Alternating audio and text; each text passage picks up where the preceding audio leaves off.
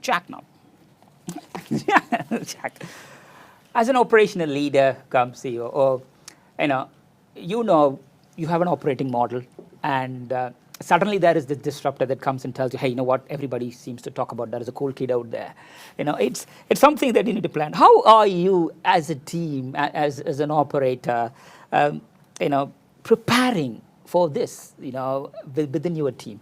Just talk us through. Yeah, good question. And obviously a lot of spinning plates within an SME sort of mobile engineering business. But I think where we started was, certainly we are in the early stages still, but we sort of started probably 3 or 4 stages if I can simplify it. But I think from an executive team, it was all about establishing an open mindset. Yes.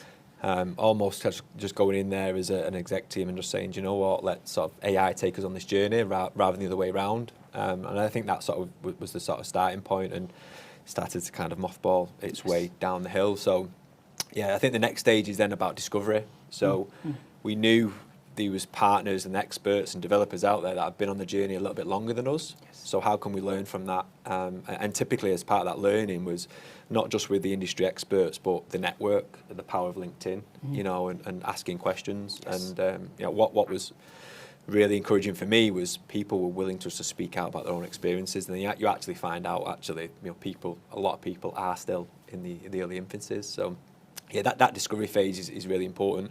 I think as well, trying to bring people on a journey, it's got to be human-led.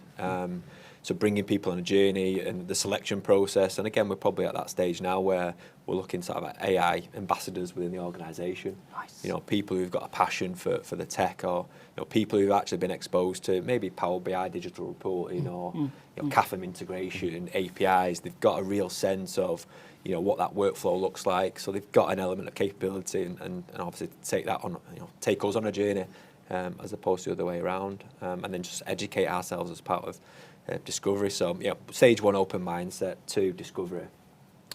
I think stage 3 then is, and we're not quite there yet, but the brainstorming. Yes. So how do we enable the action? We talked a little bit about the pace of the technology. Yep. But we're seeing now, brainstorming ideas are asset verification, condition reporting.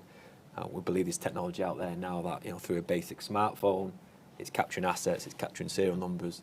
At the same time, you're walking around sites and facilities, it's building that template behind the scenes. So again, just making us more effective. So how do we get that? And that is the brainstorming phase, about plotting that. We obviously operate a mobile engineering business, engineers up and down the country.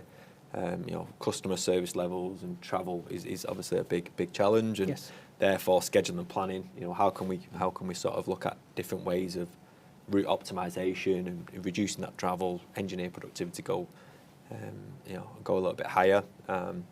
Lots of different things. Energy management as well is part of the brainstorming.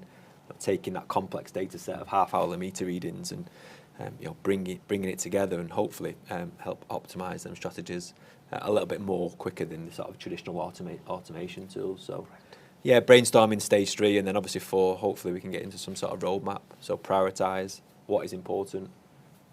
We're still a privately owned sort of small SME business. Therefore, there's only certain things that we can sort of take forward to the next phases. So, thanks for watching. For more insights and updates, make sure to follow BaachuRain.com.